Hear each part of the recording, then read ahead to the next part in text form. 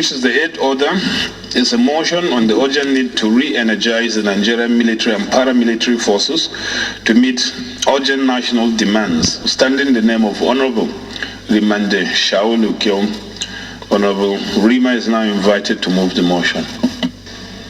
My name is Rimande Shawulu. I represent Takum, Donga, Osa, and Yangtu Federal Constituency in Taraba State. The need to re-energize the Nigerian military and paramilitary forces to meet urgent national demands. The House knows that Nigeria is presently facing unprecedented security challenges that have overstretched the security forces. Realizing that the major consideration of every human being when confronted with danger is self-defense, in the same way that the sovereign state needs to survive external aggression. Also knows that citizens' loyalty to the state, among other factors, is premised on the firm social contract theory, which vests on the state the obligation of protecting the people. Aware that the Nigerian state has had its sovereignty challenged a few times in the recent past and is currently in battle at several fronts, with militancy in the south-south, Boko Haram insurgency in the northeast, violence, election violence, kidnapping, cattle rustling, and the menace of herdsmen in several other parts of the country. Also aware that despite the increased engagement of the Nigerian military within and outside Nigeria, there has not been corresponding increase in the number of military and paramilitary personnel, resulting in several blind spots across Nigeria that make it easy for rogue elements to hide. Further aware of the United Nations report that out of 80 million small arms floating freely in the West African sub-region, 70% are in the hands of individuals and groups in Nigeria. Concerned that Nigeria presently has one of the lowest ratio of civilian to military, that is 1.14 military men to 1,000 people, while countries with less security challenges and even less endowed economically have significantly higher ratio, as presented below. Syria 21.84, Egypt 10.79, Norway 10.17, Russia 10.15, Pakistan 5.9, United States 5.22, Canada 2.2, Nigeria 1.14, and indeed in the West African sub-region, the Nigeria is well below the average ratio of 4.01 per 1,000 personnel people. Also concerned that despite the increased frontier of action and increase in the number of crisis points, the Nigerian military performs internal security roles, which ordinarily should be undertaken by other paramilitary agencies.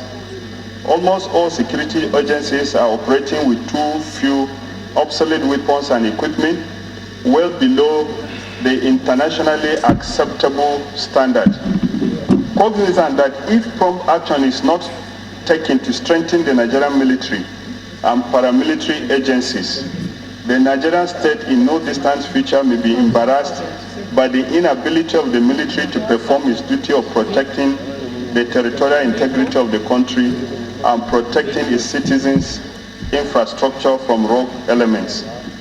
The House therefore resolves to mandate the Committees on Army, Defense, Police Affairs, Finance, and National Security and Intelligence to investigate and determine the pressing needs and gaps in the Nigerian security sector and recommend appropriate legislative and budgetary measures to cure them.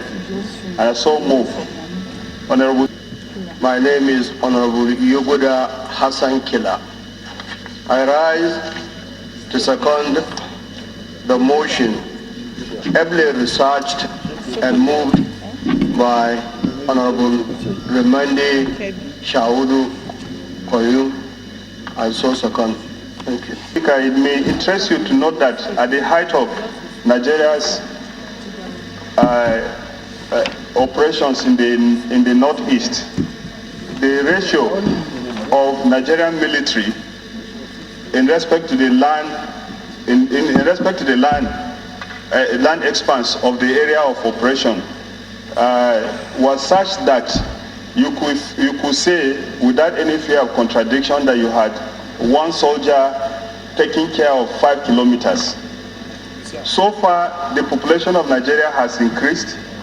A lot of problems have come upon the nation, but there has not been much increase in the number of personnel within not just the army, also within all the security agencies. And we have a situation today where the military is involved in operations in almost all states of the Federation. There are all sorts of task forces that are engaged in operations. The other agencies, such as police and civil defense, have been so ill-equipped and with so much low manpower that in most of the crisis areas today, if there's any problem, people first of all reach out to the military instead of reaching out to the security agencies that are mandated with maintaining internal security. We have talked about a legislative agenda that included discussing our security. I want us to, the purpose of this motion is that we should fast forward the debate, the discussion on the security sector. We have so much challenges in the security sector, and we have issues and complaints from the international community, from our citizens, that the military and the paramilitary forces are unable to solve these problems.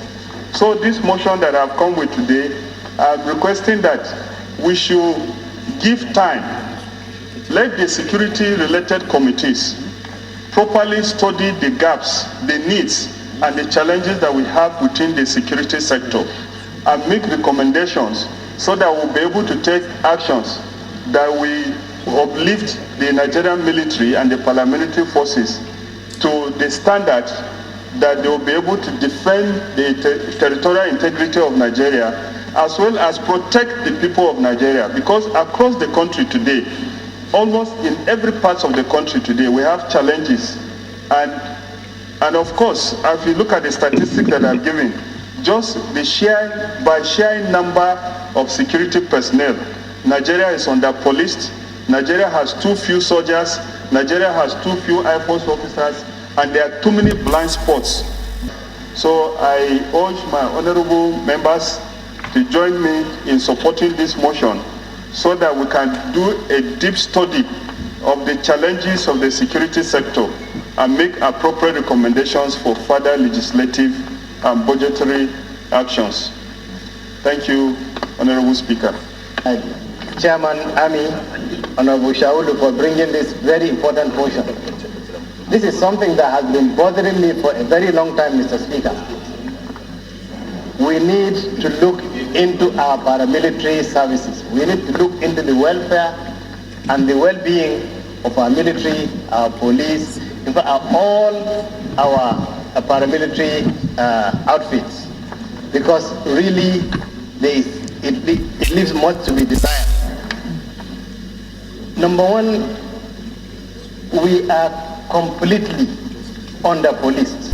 So this motion is timely, it's apt, and this is the right time for us as a parliament to sit down and look into this thing very seriously, Mr. Speaker. Let our committees on army, defense, police affairs, finance, and national security and intelligence sit together, have a public hearing, listen to the paramilitary personnel themselves, listen to the general public, and look into it. What can we do? Of the motion as amended, say aye. Those against it, say nay. The ayes have it. Leader.